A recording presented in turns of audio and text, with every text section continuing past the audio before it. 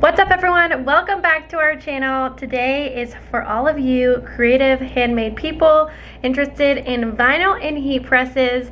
We get so many questions about these two things and I feel like they go hand in hand, so I'm going to be covering all things about them. And if you guys have any other questions, let me know in the comments below, but I've kind of compiled frequently asked questions that we get and I'm going to tackle all of those. Yeah, we've learned a lot throughout our time and there's always so many different ways to do it and different products. So this is just the things we use and the way we do it, but I know that there are plenty of other things and ways as well. So if you have any tips, let us know. I will try to share my tips as well, and let's just get into it. I will start off by saying, if you're new here, I'm Dani, the creator here at Tails Up Pup. We specialize in handmade dog bandanas and we personalize them with heat transfer vinyl. That is the #1 thing that we do. So if you have a shirt business or apparel or any kind of thing like that, it may be totally different, but this is more specifically towards dog bandanas, but maybe you can use this knowledge in any aspect that you are. We don't use a ton of like vinyl that is a sticker. The one thing that we have been using it for are these boxes that we make, and we're actually not going to continue doing this because it is so time consuming. But if you're looking for like sticker advice, I don't have that. This is going to be all about heat transfer vinyl. So vinyl comes in all different ways. There's a sticker, there's heat transfer vinyl, there are like ones that you can make decals for cars, all different things. And then even in heat transfer vinyl, there are like tons of different types. So there's glitter, there is just plain, there is ones that are good for stretchy materials. So definitely think about the products you're making and what you're going to want and need it for.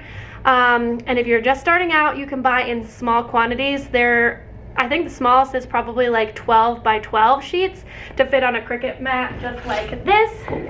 But if you make a ton of things, especially in like certain colors, then you may want to buy in bulk like we do.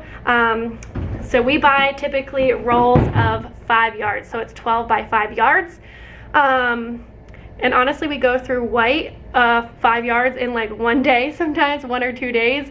But then in other things like glitter, I always just buy 24 inches and we don't use a ton of glitter. So it just depends on what you're doing and what you're using it for. I will even show you guys. Here is some of the colors, like the bin I just held up.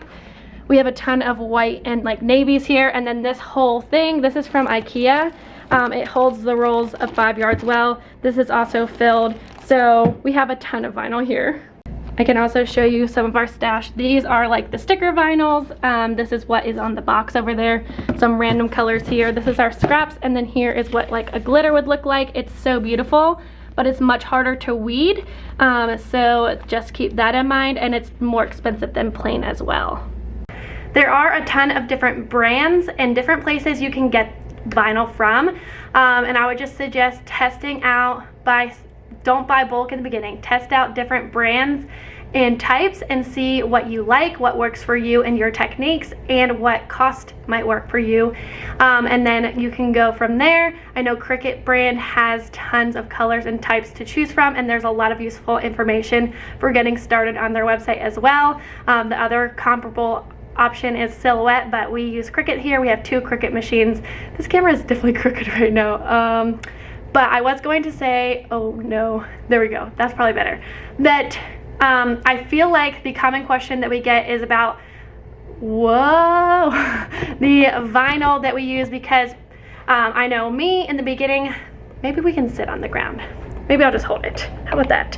In the beginning, getting it to adhere to the products that we were doing was definitely a difficult thing, and I would assume that that's why people are always asking us about this. And from my experience, the most important part is the heat that you're using to adhere it. So if you're just using an iron, it's not going to last on the product through washes and through wear and tear as well. There's just no way that an iron can do it like a heat press. Your next step up is probably the Cricut Heat or the Cricut Easy Press. We do have that, we use that, and I do not recommend. I think that it doesn't do as well because it doesn't have tension. It's still just your body weight holding it down. So if you're going to invest in something like that, you might as well put the money into a heat press. There are different types and prices, so you can find one that works for you. If you go watch some of our past videos, we talked about the ones that we've had over the time. We've probably had like at least 2 or 3 different heat presses, and now we have 2 of the same one here. So this one is just a smaller version of this one, so they're the same brand and everything. So this is the Stahls Hotronix heat press, and it is so awesome. I highly recommend. This is the best one that we've ever had, and we bought the stands to go on it. We used to keep them on the table, and it works fine. The only downfall is that you lose your table space, and we wanted our table space back, so now these live on their own.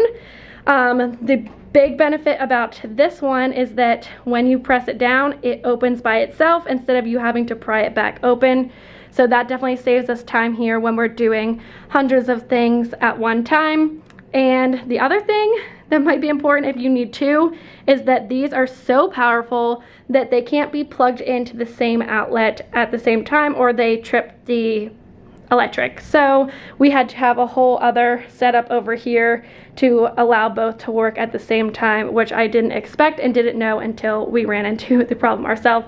This is the Cricut machine that we use here for all of this as well. So I'm sure you guys can find plenty of tutorials. I wasn't gonna show like how to put this on or anything. I was just talking about them in general. And we actually recently, maybe 2 months ago or so, filmed a whole video about Cricut. So we showed some weeding and some playing with the machine. So I will also link that below if you guys want to check out Cricut specifically in more detail other than just vinyl in general.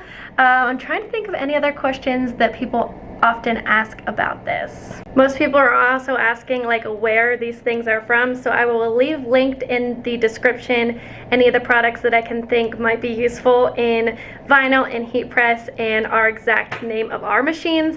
So if you're interested, they are from Heat Press Nation. There were a ton of options, and our previous heat press is also from there, and that one was really good as well. It just isn't great if you're doing hundreds of items a day, thousands a week. It didn't hold up for what we were doing. It still works, but the springs would break and we would have to replace the springs. So if you're doing something all the time, these ones work much better.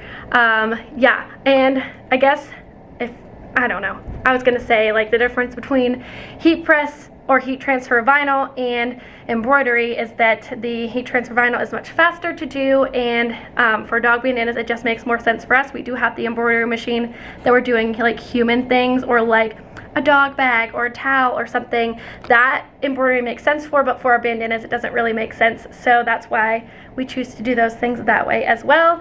We do also offer some t-shirts that have heat transfer vinyl, and I've had mine for like 3 years now, and I wash them all the time, and they last really well as well. I know a lot of people just struggle with getting it to stick, and so definitely look into a heat press with tension instead of an iron or anything like that, and then find a good heat transfer vinyl that works for you. Lastly, I will just say that buying in bulk allows you to save money over the amount of like the 5 yards, but it is bigger and you'll have to store more of it. So if space is an issue, I would recommend buying smaller batches until you really figure out what you want, what colors you like, what colors you're using all the time, and that kind of stuff, so that you don't have a ton of stuff taking up all of your space. As you can see, this is only like maybe 20 rolls here, and it's taking up so much space just here. I hope this was helpful if you're interested in getting a Cricut using heat transfer vinyl. And as again I said, if you have any questions, leave them in the comments below. I would love to help you in any way that I can. If you're interested in seeing our dog bandanas, check out our website linked in the description below, and I will see you guys next time. Bye!